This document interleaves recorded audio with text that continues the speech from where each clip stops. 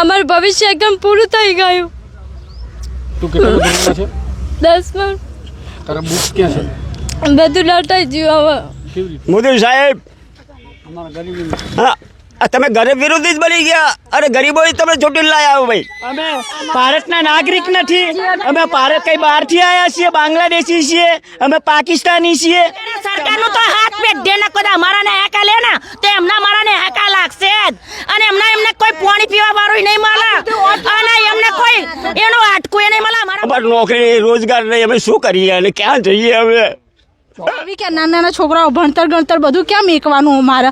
આ બધું આજે અમારું સામાન બધું દાટી દીધું સાહેબ. અમારી લાઈટ કાપી નાખી, પાણી કાપી નાખ્યું. અમને તકલીફ તમારે હાલવી હતી તો પછી અમને સુવિધા નથી હાલવી સાહેબ.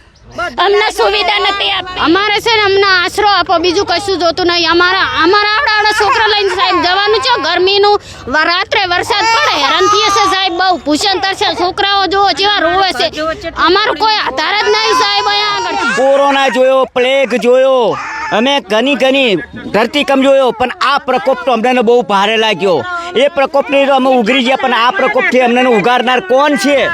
ગરીબો જેને જાણે મરવા જ જન્મ લીધો છે એ પ્રકારની સરકારની વિચારધારા હોય તેવું લાગે છે. જ્યારે આ પ્રકારે ગરીબોના ઝૂંપડા અને કાચા પાકા મકાનો સરકાર દબાણ